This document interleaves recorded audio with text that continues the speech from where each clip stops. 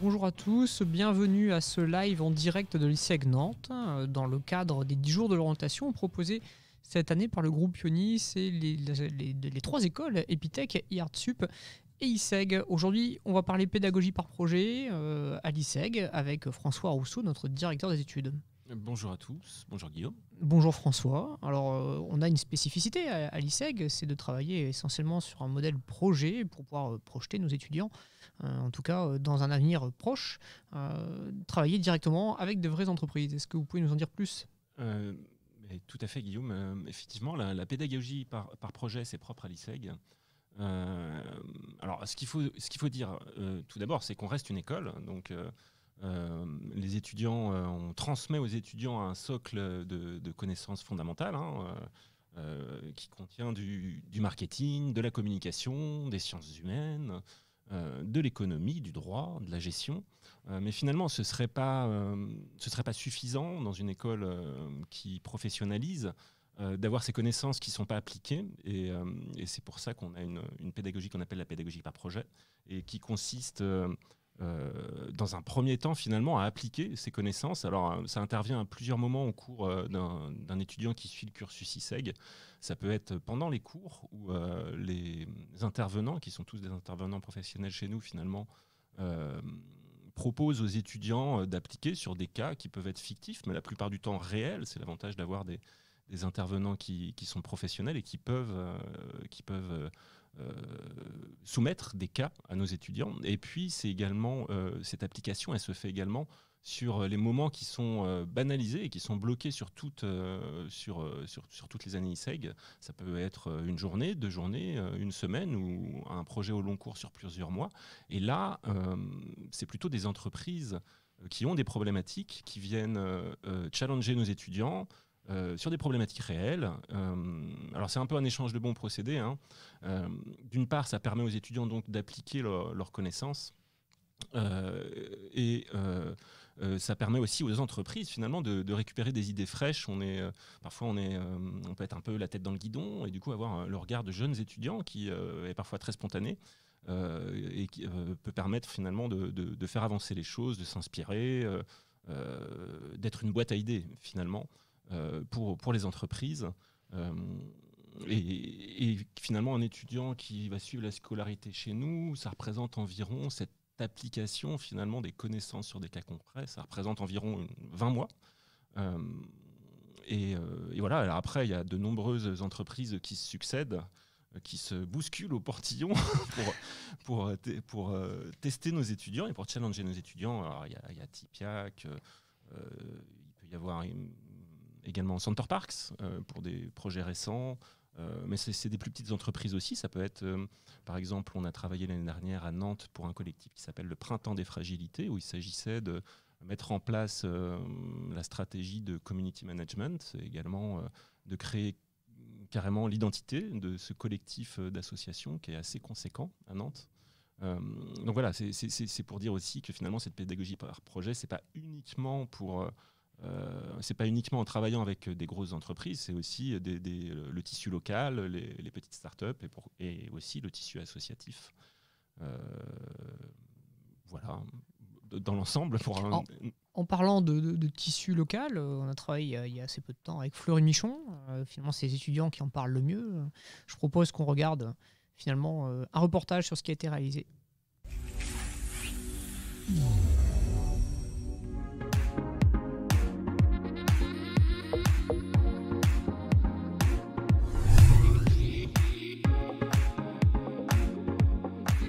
L'annonceur, c'était Fleury Michon, une entreprise vendéenne de l'industrie agroalimentaire française.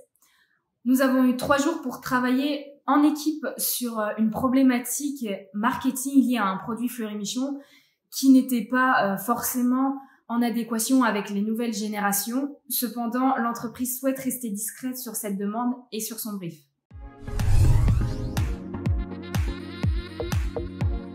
Ce workshop, il m'a permis de redécouvrir une marque que j'ai l'habitude de consommer à travers un aspect marketing et j'avais l'impression de faire partie de l'entreprise et pas seulement d'être une simple consommatrice. Ça m'a également permis de renforcer mes compétences en termes de marketing, de communication et de travail d'équipe à travers un cas réel d'entreprise.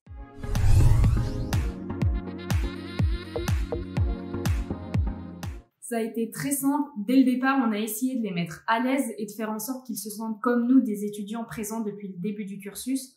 Pour travailler tous ensemble, on utilisait plusieurs outils comme des messageries instantanées ou encore un document partagé où on mettait en forme toutes nos idées pour en oublier aucune. Ça a été une très bonne collaboration et qui s'est faite dans une très bonne ambiance.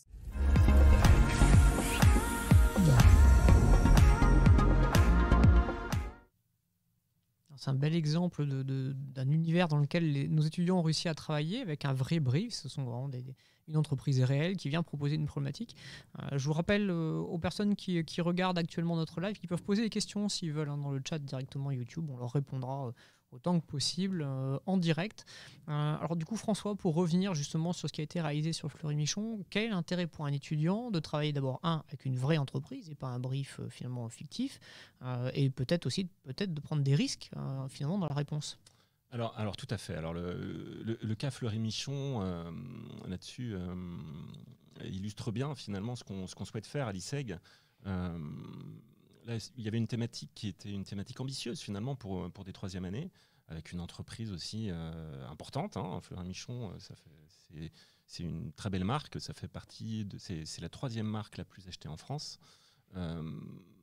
Et là, le sujet était effectivement un sujet marketing et communication. On est une école de marketing et communication, mais qui visait un peu plus large. C'est cette idée aussi où finalement le marketing et la communication dans l'entreprise, ça fait partie des compétences qui sont des compétences clés pour le futur, puisqu'elles tirent beaucoup vers l'innovation. On porte aussi ça beaucoup à l'ISEG. Et donc, les étudiants se confrontent un peu justement, comme vous le disiez Guillaume, se confrontent finalement à un univers nouveau, puisque là, il s'agissait de concevoir un produit. Alors évidemment, des troisième années, il y a forcément, c'est très challengeant, c'est très passionnant. Mais effectivement, et ça fait partie de notre approche pédagogique par projet, c'est cette idée que les étudiants se confrontent à des sujets difficiles et progressent par essai et erreur. C'est-à-dire que au sein d'un workshop et puis sur plusieurs workshops, c'est cette idée de tenter quelque chose et puis de se planter, pour le dire simplement, et puis de réajuster ensuite pour affiner le tir, et comme ça, au fur et à mesure des années, de faire en sorte que les profils finalement d'étudiants ont été confrontés à de nombreux projets dans leur parcours à l'ISEG, et de progresser petit à petit par essai-erreur. C'est une façon finalement de ne pas dévaloriser l'échec.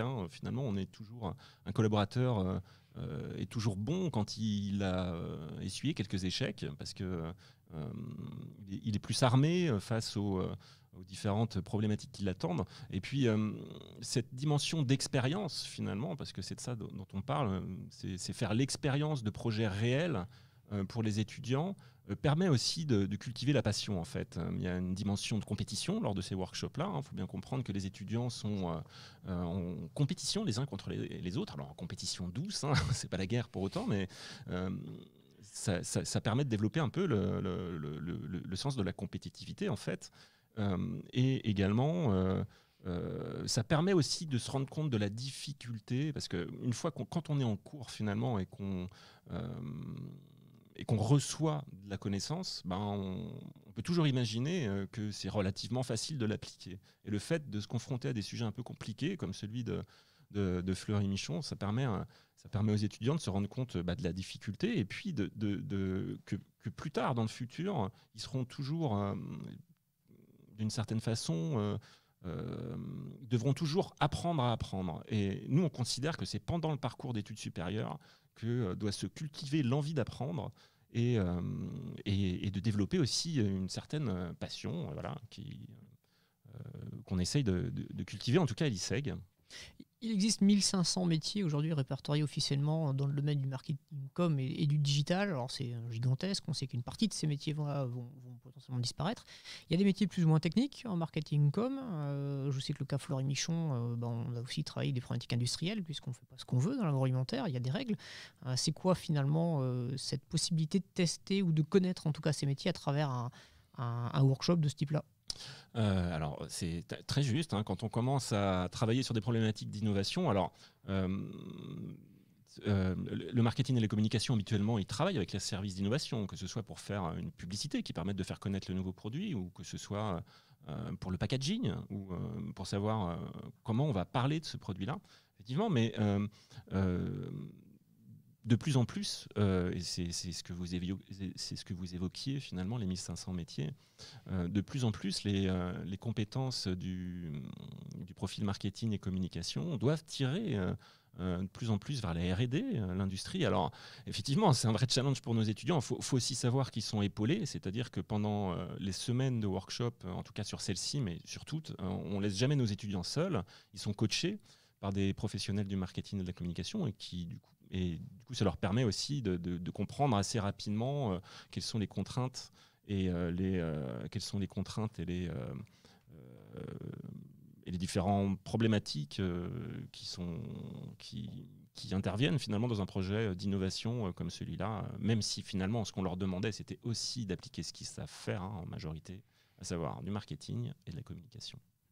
Alors, dans ces métiers, tous ces métiers qui existent en marketing et communication, ce que je dis, il y en a des plus ou moins techniques. On élabore aussi potentiellement avec des étudiants leur capacité à utiliser des outils, même si on ne va pas faire d'eux des spécialistes de la PAO ou potentiellement du développement web, des gens qui ont travaillé. On en parlera, je pense, un peu plus tard dans ce live, mais on a un bel exemple qui a été réalisé. On est dans un studio aujourd'hui, un studio qui est notre hôte dans le bâtiment de l'ISEG, mais qui aussi c'est un studio privé, c'est-à-dire c'est mon studio.tv, qui est un studio associatif plutôt, qui nous prête le matériel et qui forme nos étudiants. On a un bel exemple de ce qui a été réalisé, puisque nos étudiants certains étudiants, en tout cas ceux qui ont eu envie de le faire, ont été formés à l'usage potentiellement de ce studio. On a un bel exemple, on en parlera un petit peu après.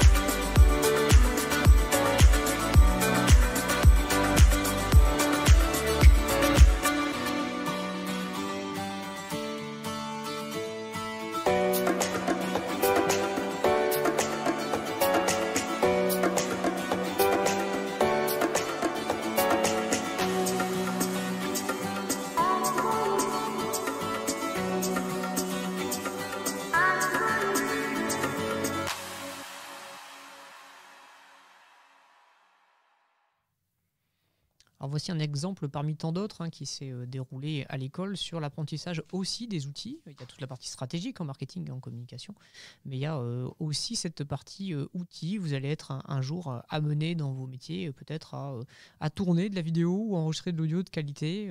C'est une vraie tendance de fond aujourd'hui, à la fois pour des problématiques que vous connaissez tous, de distanciel, d'avoir quelque chose de qualitatif, en tout cas à la fois audio et vidéo, mais pas seulement, c'est-à-dire que c'est un vrai support de communication à la fois publicitaire et informationnel très important. Les podcasts notamment, où des cours existent aussi. Ce sont des métiers aujourd'hui identifiés dans le marketcom, puisqu'on a des spécialistes en fait, de la production de podcasts, qui est une tendance où aujourd'hui la croissance est un coefficient multiplicateur.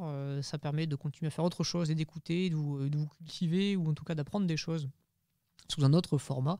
On trouve aujourd'hui des podcasts marketcom sur Spotify, sur Deezer, sur Orange, sur votre voiture ou votre téléphone. Tout est à peu près possible. Et nos étudiants ont besoin de découvrir ces métiers-là, même s'ils le feront peut-être pas plus tard. Peut-être certains prendront un goût particulier à ça et continueront dans ces domaines-là. Mais comme disait très justement François, il faut apprendre à apprendre. Une fois sortis de l'école, les étudiants continuent à développer leurs compétences opérationnelles, mais aussi stratégiques.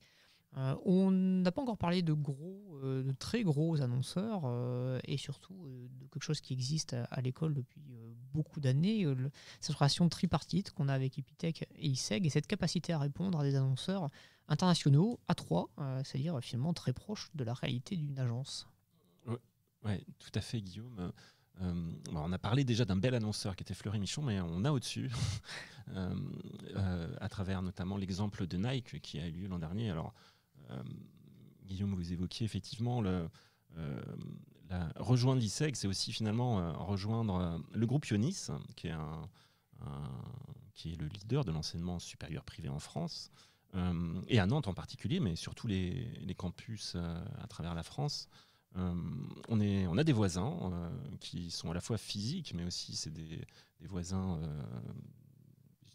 je dirais, plus pédagogiques finalement, avec Epitech, qui est plutôt l'école de la programmation, et puis avec IARTSUP, qui est l'école de la création. Et c'est vrai que c'est une chance en étant étudiant du groupe Ionis, en tout cas en troisième année, chaque année, tous les troisièmes années de tous les ISEG de France et de tous les Epitech de France et de tous les IARTSUP de France travaillent ensemble. Donc c'est l'occasion en fait de travailler sur des sujets transversaux déjà. Ce qui attend, c'est ce qu'il faut préciser aussi, c'est ce qui attend les futurs professionnels du marketing et de la communication quand ils seront des vrais professionnels. Et en particulier l'année dernière sur Nike, sur un sujet d'usage, ce qui est pas si fréquent finalement, où Nike a briefé nos étudiants avec un sujet.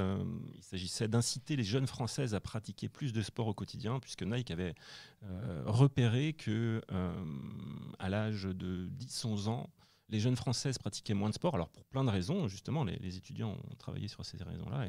Et l'objectif de Nike et le challenge qui a été proposé à nos étudiants, c'est d'inciter les jeunes Françaises à 11 ans à ne pas arrêter le sport et à continuer à pratiquer du sport. Et donc pendant une semaine, les étudiants des 3 écoles ont déjà d'une part appris à travailler ensemble, puisque les réflexes professionnels des étudiants d'Epitech et de IARTSUP ne sont pas tout à fait les mêmes que les étudiants de l'ISEG. Donc ça c'est une première chose. Puis ensuite l'idée aussi elle était d'aboutir à un projet finalisé où il y a des équipes qui ont été sélectionnées à Nantes pour pouvoir représenter finalement le campus nantais ou les campus nantais à Paris dans les locaux de Nike pour présenter leurs résultats. Et voilà, et c'est encore une manière, comme vous le disiez tout à l'heure Guillaume, de développer finalement cette vision un peu transversale du marketing et de la communication. Alors, on peut effectivement se diriger en rejoignant l'ISEG vers des métiers où le périmètre est très bien défini finalement, des métiers qui ont trait à la création ou la gestion de projets en marketing, en communication, mais on peut aussi déboucher sur des métiers plus transversaux où il faut travailler avec des équipes qui sont des équipes plutôt techniques et informatiques, et puis des équipes de création, dans le but d'innover et d'aller dans le même sens. Voilà, et c'est vrai que ces projets-là sont très formateurs finalement pour nos étudiants qui peuvent se représenter assez rapidement, toujours avec cet esprit de compétition un peu forcément. Ils peuvent se représenter rapidement ce qu'est finalement le quotidien, enfin le futur quotidien d'un professionnel du marketing et de la communication. Est-ce que ça se passe toujours bien quand on met des cultures très différentes comme ça, la culture de la tech, la culture de la créa et finalement cette culture market-com un peu transversale? Comment ça se passe entre les étudiants? Alors, oui, vaste question. Alors, ce qu'on constate, c'est qu'effectivement, là, c'est un projet qui intervient en 13e année, en particulier la Project Week de Nike. Et globalement, les étudiants arrivent à s'entendre assez rapidement, mais c'est vrai que sur les premières collaborations à plusieurs écoles, il y a quelques jours où effectivement, parfois, on apprend à se connaître et il y a un peu de friction. Ça reste toujours sympathique, mais effectivement, c'est pas du tout les mêmes codes, c'est pas les mêmes profils d'étudiants. Mais justement, c'est une chance de pouvoir profiter de ça dans le groupe Ionis et à l'ISEG en particulier pour c'est vraiment une expérience réelle qu'on peut vivre ensuite en entreprise et qui permettent de comprendre comment fonctionne l'autre et de s'adapter. Et à ce petit jeu-là, le profil marketing et communication est quand même a priori celui qui met de l'huile dans les rouages. Voilà, même si finalement tout le monde s'entend bien au final. Mais c'est vrai que faut apprendre à se connaître, il faut briser la glace. C'était la question piège. On en reparlera tout à l'heure parce que la troisième année n'est pas le seul moment aujourd'hui où les trois écoles travaillent ensemble. Mais avant, on va regarder le reportage qui a été réalisé sur la Project Week de l'année dernière.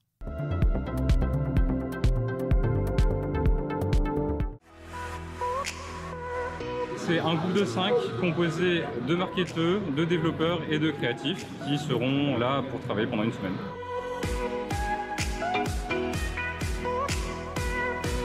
J'ai collaboré avec l'ISEG, mais ça va être la première fois qu'on va collaborer avec Epitech. Le problème soulevé par Nike est un problème actuel et ça va être super intéressant d'y répondre.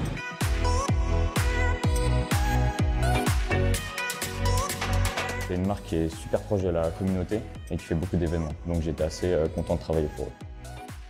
Durant la semaine, on s'est fait un petit planning, on a mis des idées en commun, fait un brainstorming pour réaliser une idée innovante.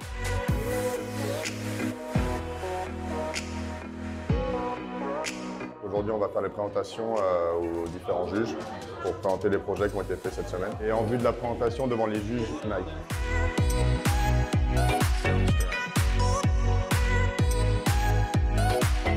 Ça va beaucoup mieux après être passé, on est passé en premier, donc c'était bien. À la fin de la présentation, on était plutôt satisfait de nous. On espère être sélectionné et rendez-vous dans un mois.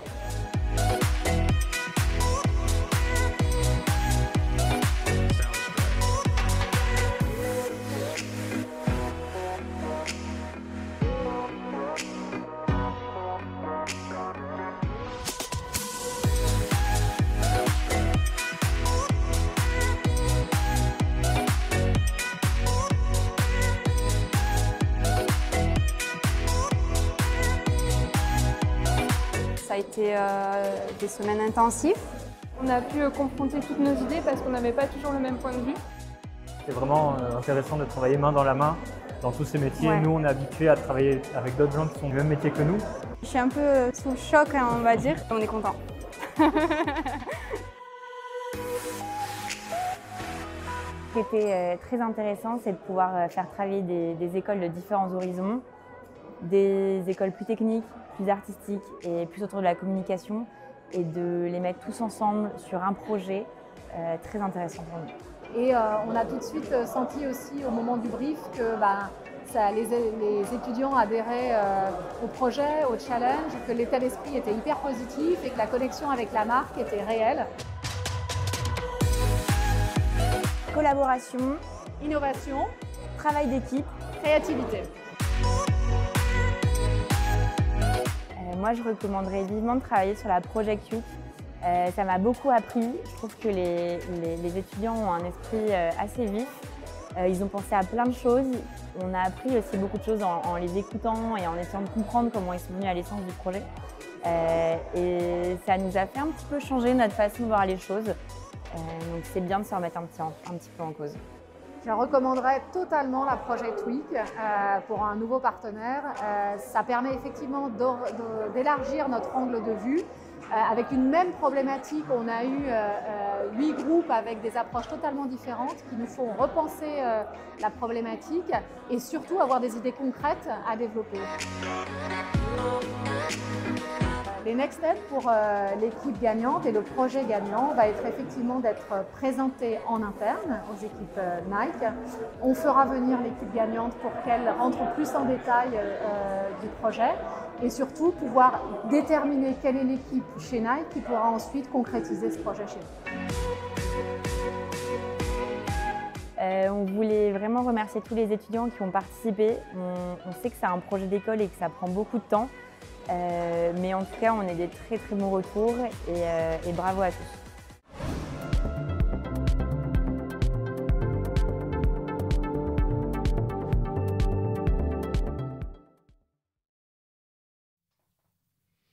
Alors, je voulais rebondir sur une question de Clémence qui a posé en ligne.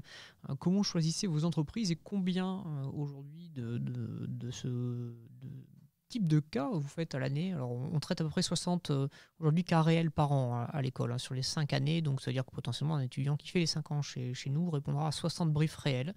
Ça peut prendre plusieurs formats différents, à la fois pendant les cours, mais aussi sur des durées plus longues. On a pris l'exemple de la Project Week, qui était un très gros morceau. On travaille aussi avec des petits. François, est-ce que vous auriez des exemples d'entreprises plus ou moins grosses et peut-être dans des domaines d'activité aussi un peu différents et qui on a travaillé récemment pour répondre à Clémence sur la typologie des entreprises et qui l'ISEG travaille? Alors oui, il y en a beaucoup donc, puisqu'il y en a 60 par an. Alors tout à l'heure j'évoquais le cas du Printemps des Fragilités, qui est plutôt un collectif d'associations, où là le travail consistait à créer un peu la stratégie réseaux sociaux et l'identité du collectif. Alors il y en a des plus ou moins grosses, on va dire. Par exemple, tout le monde connaît Catimini, la marque de prêt-à-porter pour enfants, où là le projet consistait à faire rayonner la marque Catimini auprès d'une cible particulière, qui sont les jeunes parents millennials. Et puis, il y a donc ça reste encore une entreprise finalement assez importante. Il y a des plus petits, notamment avec les startups nantaises.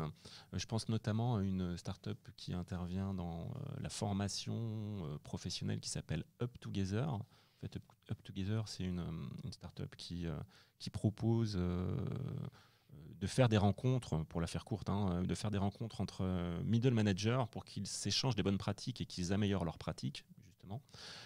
Et là, donc pour le coup, c'est vraiment une entreprise qui naît, avec très peu de salariés, 1 ou 2.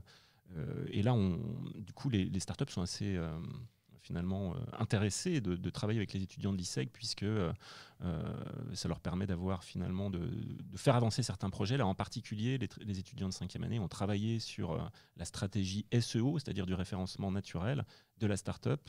Et de l'avis des coachs et du dirigeant de la start-up, le travail qui a été fourni par les étudiants de 5e année cette fois-ci était au-dessus du niveau de ce qu'on pouvait attendre finalement d'une agence de référencement, je dirais, professionnelle et installée.